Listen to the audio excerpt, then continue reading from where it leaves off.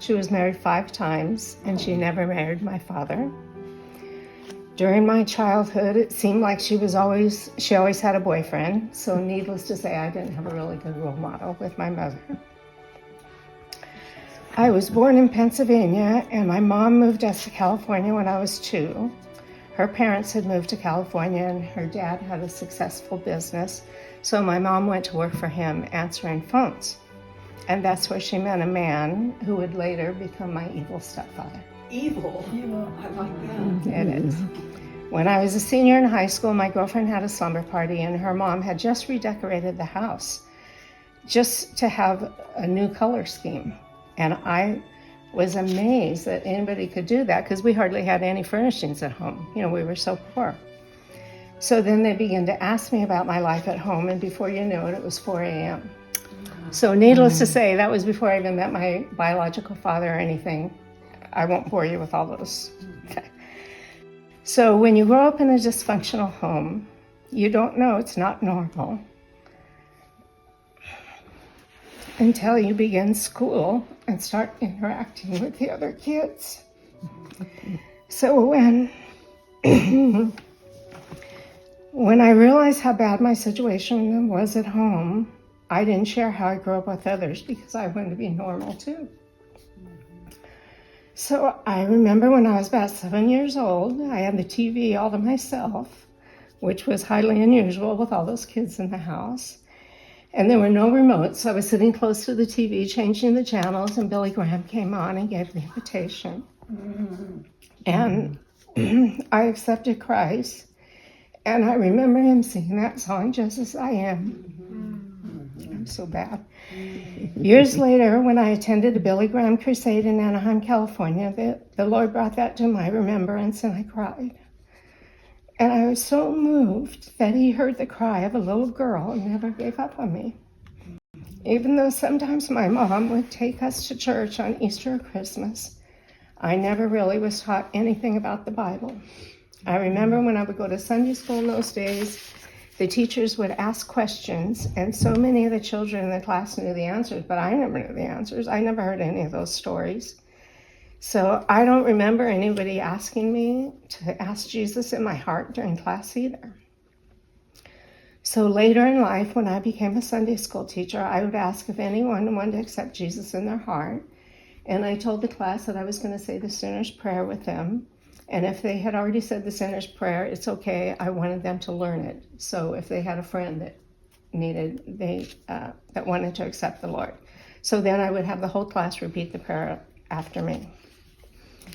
So when I was a kid growing up, probably like you guys, you would stay out of the house all day long till the street lights came on. And sometimes my mom would call me in and have me write a letter to a lonely old man back east. And I thought it was very unfair that my siblings didn't have to do it, but I always had to do it. And so later on, I found out that that old little lonely man was my real biological father.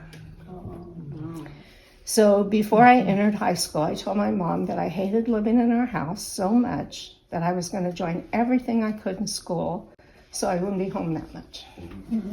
And God was good to me. He allowed me to succeed at everything I went after. In my freshman year, I was class treasurer, and in the following 3 years of high school, I was a cheerleader. In my senior year, I was honored to be named head cheerleader.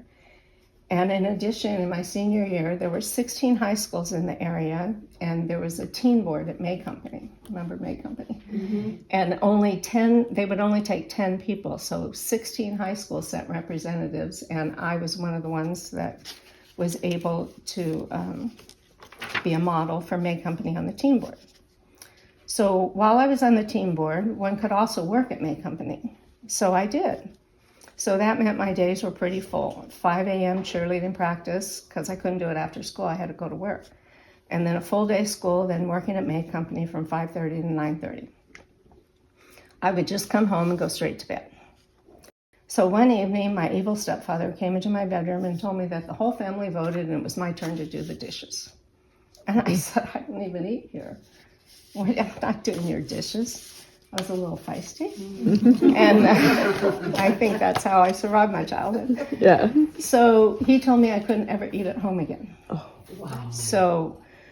There was a gym teacher at school, and rumor had it that she was a lesbian.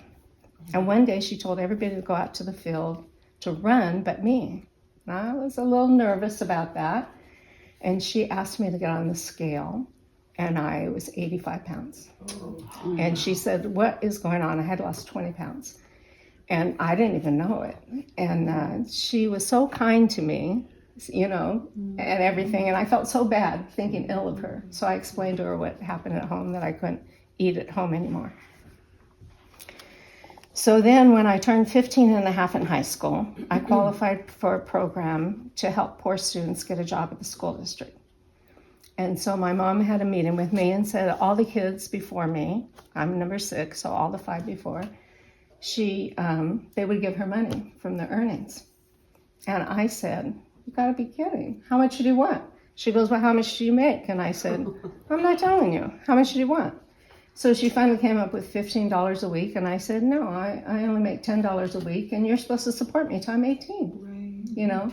After that, I had to pay for everything on my own. My cheerleading outfits, everything. Till I was 18. Well, my birthday's in January, and my stepdad said, you're out. I'm a senior in high school. Wow. And my mom, tried to stick up for me and say she could stay longer, and I said, don't even bother, but I stayed until February because my mom had a hysterectomy and they needed my help. So then I moved in with my boyfriend's parents and slept on the hide of bed in the living room. And she watched Johnny Carson every night. And I like to go to bed I'm tired. She what every night? Watch Johnny Carson. Till 1 in the morning. Oh, no. So after I graduated, I finally went to Pennsylvania to meet my real biological father. I lived with him that summer, and I met a lot of relatives that I never knew existed, and likewise, they never knew I existed either. There's a bunch of stories there. Then I came back to California, got married to my high school sweetheart, Bill, in the Baptist church I went to on holidays, and got a job at the bank. Bill was drafted and eventually stationed in Frankfurt, Germany. So I went there to join him and lived there for 17 months, and we had a great time. I got a job at the Army, and we traveled all over Europe. It was great. Then we came back home in 1973, and we moved from a suburb of Los Angeles to Orange County, and I got a job in a bank. His best friend also moved to Orange County, and he went to church. So I thought, I always wanted to go to church. I thought, well, great. It's Bill's best friend. Let's go to church. So Bill didn't want to go. So I went, and the first Sunday I went to church, I went forward to get saved, and they baptized me right there. And I was used to the Baptist church, you get, you have your family come. You arrange it a later time. So when I came home, I had waist-length hair, and it was all wet, and Bill's like, what's going on? And I told him I got baptized and went forward to this church, so he started going to church with me. So it's the first time in my life I had Bible teaching, so I didn't realize this church was actually a cult based on legalism. What? They sang all their worship songs a cappella because, don't you know, Satan was in charge of music. So the marriage wasn't working out, and Bill asked me what he could do to make it right. So I told him, well, I wanted to try modeling. What the heck, So I enrolled in modeling school and modeled for a bit. What that did was it gave me the confidence to leave him. So I got a divorce, and the cult church excommunicated me on a Sunday morning. So, of course, I stopped going there when I got the divorce, and I figured I'd sinned, and God hated me in my sin. So I wasn't even going there, but my friends went, and they told me about it. And that's when they stopped going. Well, since I knew I was going to hell, I went wild. I was very promiscuous. It was bad. I used to pray to God, ask him not to come back till I lived a sinless life. My sister would tell me about God's love, but I didn't think I was worthy. So, of course, none of us could ever live a sinless life. And I began working as a waitress at night so I could model during the day. So one day I went to the swap meet, and I bought a gold chain and a dove because I thought it looked pretty. I wore it with a dove flying sideways, and when I went to work, one of the girls said, a lot of Christians wear that with the dove going down, like the Holy Spirit. I'm like, really? I never heard that. And she said, Calvary Chapel Costa Mesa does that. Oh, yeah. So I said, oh, okay. So I decided, I never heard that. I thought, let me go see this church. So I went to the church and people were sitting on the floor. I mean, it was like, pews, but they were sitting on the floor. So I sat on the floor with them, and sure enough, there was a big, behind the pulpit, there's a big dove, going down. And so I decided to check it out. And if you didn't know, Pastor Chuck Smith, he welcomed all the hippies in the late 60s and 70s. And Pastor Greg Laurie made a movie about it called The Jesus Revolution, which you may be seeing. And the opening scene was baptisms at Pirates Cove, and that's where I got baptized. And so I had to leave before this. I was sitting on the floor, but I had to leave before the service was over because I had to work Sunday brunch, and I felt like all eyes were on me when I left, but I left. And then through my sister's encouragement, I finally rededicated my life to the Lord in 1980, and I was looking for a church. Of course, right after that, I met my future husband as a customer at the restaurant. I told him I had just rededicated my life to the Lord, and I was looking for a church. So he visited a few churches with me, which lots of stories there too. But when we visited Calvary Chapel Costa Mesa, he said, this is the church. We're going to go here. I said, okay. So after 6 months, he moved in with me. And Calvary Chapel, I don't know if you know, they teach the Bible verse by verse. So sure enough, Ephesians 5, 1 through 7, fornication is a sin, which I didn't even know what that meant. So we both weren't raised in the church, and we had no idea that fornication was a sin. After all, look at the example I had growing up. And we went to the swap meet after church that day and discussed what we had learned in church. I told him, now that we know what God says, you're not touching me. And he goes, are you asking me to marry you? And I go, no, I'm not asking you to marry me. But his dad lived in Vegas, so that weekend we went to Vegas and got married in the church. And then because it was his first wedding, we planned a big wedding a few months later. When I told my sister about it, what happened, she was ecstatic. She said that she asked God if she should say something to us or just pray about it. And he told her to just pray about it, and God answered her prayers.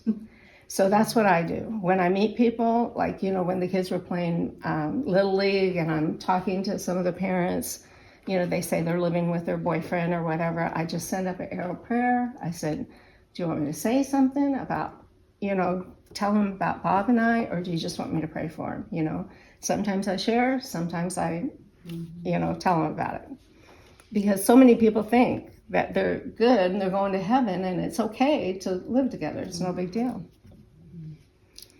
But God has been so good to me. We got some good, solid Bible teaching, attending Calvary Chapel Costa Mesa from 1980 to 2005. We taught Sunday school for years. I was involved in the women's ministry, and I worked in the church nursery for 16 years. And right before Pastor Chuck went to heaven, we began attending a smaller Calvary Chapel that closed during COVID. So then the last year we were in California, we went to Calvary Chapel Chino Hills with Pastor Jack Hibbs. We loved him. And I absolutely loved being in a women's Bible study. And for all those years I was in one. So my girlfriends in California, we hadn't found a church here yet. So my girlfriends in California said, go to BSF, And so that's how I got here. I remember the first year, Joanne goes, is anybody new? I said, yeah, I've never been. I've been in women's Bible studies, but not these. And so that's where I got to meet all of you, and especially Julie, who's a breath of fresh air and a blessing in my life, and surely a blessing in your life too.